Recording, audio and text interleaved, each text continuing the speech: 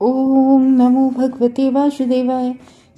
आज हम लोग जो है तृतीय स्कंद के द्वितीय अध्याय का 13वां और 14वां श्लोक लेते हैं।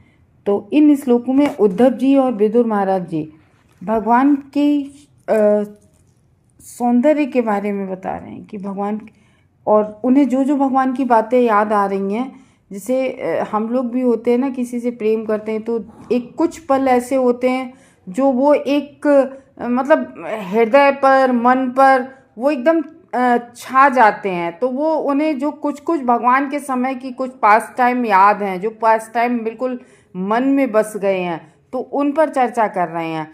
तो इसमें वो राजसूय यज्ञ के बारे में बात कर रहे हैं। तो उद्धव जी और विदुर महाराज कह रहे हैं, यद्धर्म सुनोर्वत राजसूये निरेच्छ द्रक्ष सत्ययनम त्रिलोका कात्सर्निंचाहेत गतम विधातु रवाकृष्टो कौशल मित्यमन्यत। कह रहे हैं कि महाराज निश्चय ही महाराज युधिष्ठिर ने जो अपना राजसूय यज्ञ कराया था, तो राजसूय यज्ञ की यज्ञशाला में सभी लोग इकट्ठित हुए थे। तीनों लोकों के से लोग आए थे। उच्चतर लोक, मध्य लोक, अधो लोक, सारे लोगों के सारे देवता एकत्र हुए थे। और सभी लोगों में इतने सब लोग थे, तीनों लोकों के लोग थे और इतने देवी देवता सब आए थे।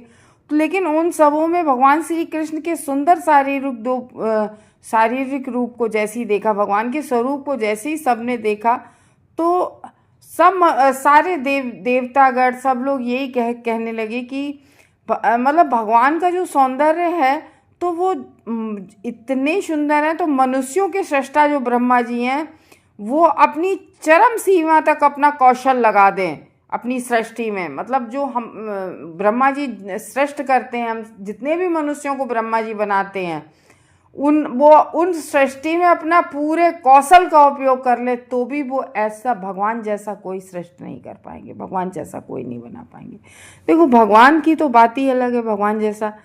तो कह रहे हैं कि जब भगवान श्री कृष्ण इस जगत में विद्यमान थे, इस भौतिक जगत में, तब उनके शारीरिक स्वरूप की तुलना किसी भी चीज से, किसी भी व्यक्ति से, मतलब उनके जैसा कुछ था ही नहीं। उनकी तुलना तो की नहीं जा सकती कि ऐसा, मतलब कुछ नहीं। भौतिक जगत में जो सुंदरतम पदार्थ की तुलना नीले कमल से, आकाश के पूर्ण चंद्रमा से की जा सकती। कभी कभी कहते नहीं है कि भगवान कैसे हैं, नीले कमल जैसे है, या आकाश में कभी कभी नहीं कहते कि भगवान का रंग बिल्कुल नीला, बिल्कुल वैसा है जैसे, नहीं, आसमान में जब बारिश होने से पहले जो बादल होते हैं, ऐसे करके, तो वो है। किंतु कमल तथा चंद्रमा भी श्री कृष्ण के शारीरिक सौंदर्य के समक्ष पराजित हो जाते हैं। तो अगर कहा जाए कि भगवान नीले कमल जैसे हैं या भगवान चंद्रमा जैसे हैं, तो वो भी भगवान का इतना सौंदर्य है कि उनके सौंदर्य के समक्ष वो भी बहुत मतलब नीचे स्तर पर पहुंच जाते हैं, कि जिनकी पुष्टि ब्रह्मांड के सबसे सुंदर प्राणियों अर्थात देवताओं द्वारा की गई है भगवान की। तो देवताओं ने सोचा कि उन्हीं की तरह भगवान श्री कृष्ण भी ब्रह्मा द्वारा सृजित हुए हों, जबकि तथ्य यह है कि ब्रह्मा का सृजन भगवान श्री कृष्ण द्वारा हुआ है। और हम लोग सब लोग जानते हैं ब्रह्मा कहाँ से निकले हैं। ब्रह्मा भगवान की नाभि कमल से निकले हुए हैं, ठीक है। श्री भगवान के दिव्य सौंदर्य का सर्जन तो फिर ब्रह्मा कैसे सृष्ट कर सकते हैं भगवान को जब ब्रह्मा खुद भगवान की नाभि कमल से उत्पन्न हुए हैं। तो जबकि तथ्य यह है कि ब्रह्मा का सृजन भगवान श्री कृष्ण द्वारा हुआ है। श्री भगवान के दिव्य सौंदर्य का सर्जन करना ब्रह्मा की शक्ति के ही अंदर नहीं था। भगवान, ब्रह्मा का सामर्थ्य नहीं है भगवान जैसा सौंदर्य इस तरीके से वो करना। तो कोई भी व्यक्ति भगवान श्री कृष्ण का सृष्टा नहीं है। तो क्योंकि जब सृष्टि ही नहीं थी तब भगवान थे, तो भगवान का सृष्टा, भगवान तो आदि पुरुष हैं, भगवान तो अनादिकाल से हैं। तो ये कह रहे हैं कि जबकि हर व्यक्ति के सृष्टा कौन है, भगवान है। तो ये है भगवत गीता का जो 10वां अध्याय है, उसके 8वें श्लोक में भगवान स्वयं कहते ना, अहम सर्वस्व प्रभुवो मत्ता सर्व प्रवर्तते। तो सबको इस तरीके से भगवान ने सृष्टि किया है। तो वही इसमें कह रहे हैं कि विदुर महाराज और उद्धव जी दोनों साथ में थे, दोनों ने देखा भगवान के रूप सौंदर्य, भगवान की हर चीज़ देखी है। तो उन दोनों को ऐसे करके याद आ जाता, तुमने देखा ना वो समय, उस समय भगवान ने कितने, मतलब तो दोनों आपस में इस तरीके से इसको ये कहते हैं कि एक तरह से अंतरंग बातें कर रहे हैं दोनों। तो जब रासु यज्ञ हुआ था तो त्रिभुवन के प्राणी मात्र में दृष्टि के लिए मनोहर आँखों के को भगवान का जो इतना मनोहर रूप था, वो सबको सुख दे रहा था, सबको सुख प्राप्त हो रहा था भगवान के रूप को देखकर। भगवान के दर्शन, अपन लोग नहीं, भगवान के विग्रह को ही देखते हैं तो भगवान कितने सुंदर लगते हैं। तो इस ब्रह्मांड के भीतर जो ब्रह्मा जी हैं, इस पूरे हम सबको सृष्टि करते हैं, सबको बनाते हैं। भौतिक जगत में मनुष्य सृष्टि विषयणी निपुणता, संपूर्णता समाप्त हो गई भगवान के समय में। मतलब भगवान के आगे कोई कितना भी संपूर्ण हो, कोई कितना भी निपुण हो, वो भी समाप्त हो गई भगवान के रूप के आगे। तो इस प्रकार से वो लोग सोच रहे हैं। तो और एक और बात हम लोगों ने ध्यान दी कि 5000 वर्ष पूर्व यज्ञ होते थे, है ना। ये अब तो कोई कर ही नहीं सकता है ऐसे राजसूय यज्ञ जैसे। तो उस समय पृथ्वी पर जब ऐसे यज्ञ हुआ करते थे बड़े बड़े, तो सारे देवी देवता भी आते थे, जैसे ब्रह्मा, रुद्र यानी कि शंकर जी, इंद्र, ये सब आते थे जब होते थे। और हम सब उस समय मनुष्य इतना कलुषित नहीं था, मतलब तो मनुष्य अपनी इन नॉर्मल आँखों से मनुष्य का सामर्थ्य था कि सारे मनुष्य जितने भी होते थे पृथ्वी पर, सब देवताओं का दर्शन कर सकते थे अपनी आँखों से। ये होता था उन दिनों। तो ये है। तो इस तरीके से कह रहे हैं कि भगवान का नित्य स्वरूप है। ऐसा नहीं है कि रूप, भगवान का नित्य स्वरूप क्यों कहा गया है कि ये स्वरूप किसी के द्वारा रचा नहीं गया है, ब्रह्मा जी जैसे किसी से। ये भगवान का नित्य स्वरूप है, स्वयं भगवान का है। तो इस तरीके से कह रहे हैं कि युधिष्ठिर के राजसूय यज्ञ में निश्चय ही भगवान के सुंदर रूप को देखकर मनुष्यों और देवताओं द्वारा, मतलब सब लोग मोहित हुए थे भगवान का देखकर, और सबका कल्याण हुआ था, सबका मंगल हुआ था, सब आनंदित हुए थे। और कैसे जिन भगवान के दर्शन भी दुर्लभ है। तो ये है, दोनों भगवान के सौंदर्य को दोनों ने देखा था, उद्धव जी ने और विदुर जी ने। तो वही प्रेम का वार्तालाप कर रहे हैं दोनों लोग, अपने अपने भीतर जो भी है उनके अंदर बातें वो एक दूसरे से शेयर कर रहे हैं। तो युधिष्ठिर के राजसूय यज्ञ में ब्रह्मा, इंद्र लोक के लोग, मतलब तीनों लोगों के लोग आए थे। तो इस तरीके से भगवान के रूप को देखकर सब देख के ही रह गए थे आश्चर्यचकित। तो इस तरीके से 13 और 14 इन 2 श्लोकों में भगवान के रूप का वर्णन है। एक और हम लोग कर लेते हैं 14। यस्यानुरागप्तलुत्हासरासः लीलावलोकक प्रतिलब्धमाना ब्रजस्त्रियोः दृग्भिरनुप्रवृत्ता धियो अवस्थस्तु किलकृत्यशेषा। तो हंसी, विनोद तथा देखा देखी की लीलाओं के पश्चात ब्रज की बालाएं भगवान श्री कृष्ण के चले जाने पर व्यथित हो जाती। वे अपनी आँखों से उनका पीछा करती थी, अतः वे हत बुद्धि होकर बैठ जाती और अपने घरेलू कामकाज पूरा न कर पाती।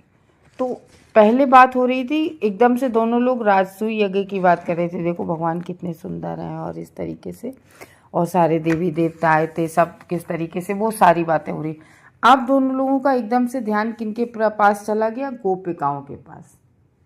तो वो एकदम अब गोपिकाओं की बात कर रहे थे, गोपिकाओं की किस तरीके से गोपिकाएं भगवान श्री कृष्ण से प्रेम करती थीं, और जब भगवान श्री कृष्ण चले गए वहाँ से तो कितनी शोकाकुल हो गई, कितनी व्यथित हो गई थी, और हमेशा उनकी आंखें भगवान के ही दर्शन करने के लिए भगवान का ही पीछा करती थी।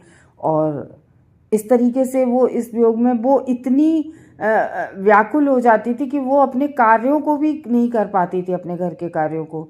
तो मतलब ये बता रहे हैं यहाँ पर उनके प्रेम के बारे में। उद्धव जी का हम लोगों ने सुना था, पहले भी कहा था, जब वो आए समझाने तो वो कहते कि गोपिकाओं का प्रेम तो इतना है कि उनका प्रेम देख के कहने लगे उद्धव जी कि मैं इनकी यहाँ की वृंदावन की मैं यहाँ पर घास ही बन जाऊँ, घास का तिनका बन जाऊँ, जो इन गोपिकाओं की, जब ये पैदल चले तो इन गोपिकाओं की चरण धूल मेरे ऊपर लगे। तो ये उद्धव जी गोपिकाओं का प्रेम तो ऐसा है कि उनके बराबर तो किसी का कोई प्रेम हो ही नहीं सकता है। ये गोपिकाओं का प्रेम सर्वोपरि है। तो जब भगवान वृंदावन में अपनी बाल्यावस्था में अपनी समय सारी बालाओं को दिव्य प्रेम बस छेड़छाड़ करने हेतु प्रख्यात थे, यानी कि कैसे परेशान करते थे भगवान गोपिकाओं को, मटकी फोड़ दी, पानी भरने गई, मटकी फोड़ दी, उसके बाद में कहीं किसी का मक्खन चुरा लिया, दही खा लिया, दही खाया सो खाया, फोड़ दी मटकी, ये इस तरीके से भगवान परेशान करते थे। तो उनके प्रति श्री भगवान का प्रेम था। ये परेशान तो हमारे मुंह से निकला, यानी कि इतना प्रेम था, प्रेम इतना प्रगाढ़ था उनमें कि उनकी आनंद की तुलना किसी से नहीं की जा सकती है।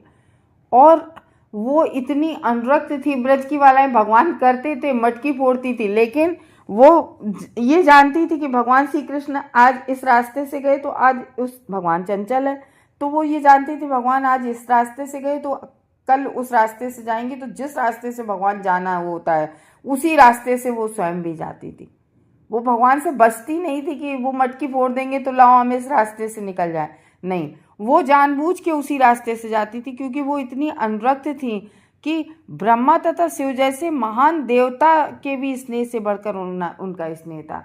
तो मतलब इतना उनका स्नेह था कि ब्रह्मा जी और भगवान शिव जी, जबकि भगवान शिव जी को वैष्णवनाथ यथा शंभु कहा जाता है कि भगवान हमेशा, भगवान जो वो शिव जी हैं वो हमेशा भगवान के नाम जप में और भगवान की कथाओं में अनुरक्त रहते हैं।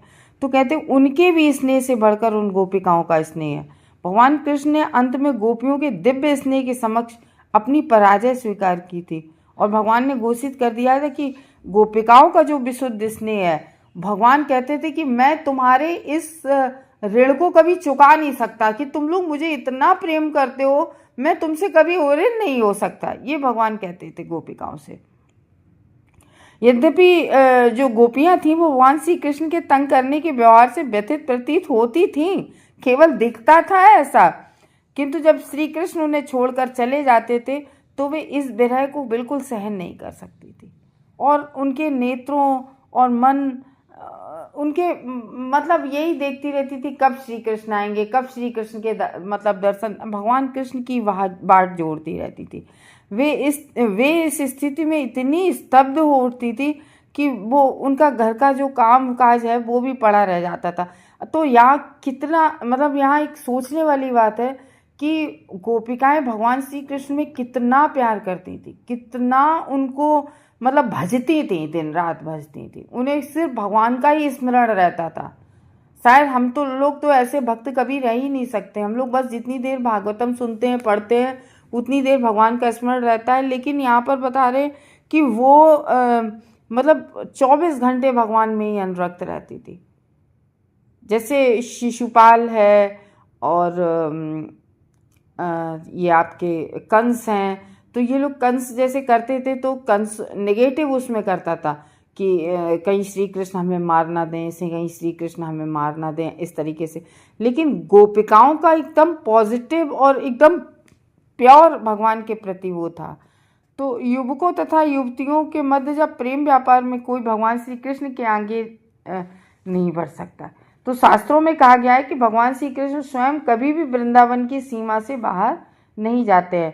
तो यहाँ पर ये बता रहे कि जैसे आजकल के युवक और युवतियाँ प्रेम करते हैं तो उनका प्रेम कभी भी, जैसे कोई कहने लगता है कि नहीं भगवान श्री कृष्ण ने भी तो इतनी गोपिकाओं से प्रेम, अरे उन कहाँ तुम्हारा और कहाँ भगवान का प्रेम, तो वो कभी भी उससे कंपेयर नहीं किया जा सकता है। तो वही कहते हैं कि भगवान श्री कृष्ण स्वयं कभी भी वृंदावन की सीमा से बाहर नहीं जाते थे।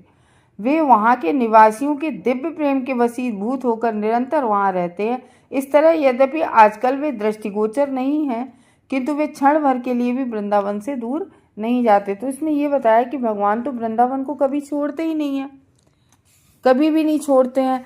तो लेकिन क्या है कि इस समय हमें हम लोगों को, क्योंकि हम लोगों की वो दिव्य दृष्टि नहीं है ना, हम लोग नहीं देख सकते अपनी इन आँखों से, अभी इतने कलुषित हो गए हैं तो हम लोग नहीं।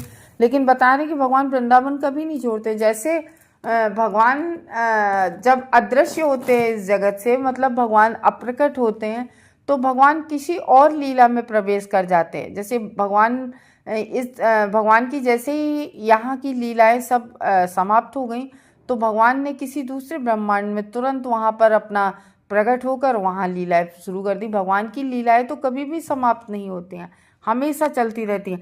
लेकिन भगवान को वृंदावन इतना ज़्यादा प्यारा है कि भगवान अपने वृंदावन को कभी भी नहीं छोड़ते हैं। तो इस तरीके से इसमें बताया जा रहा है। हरे कृष्ण।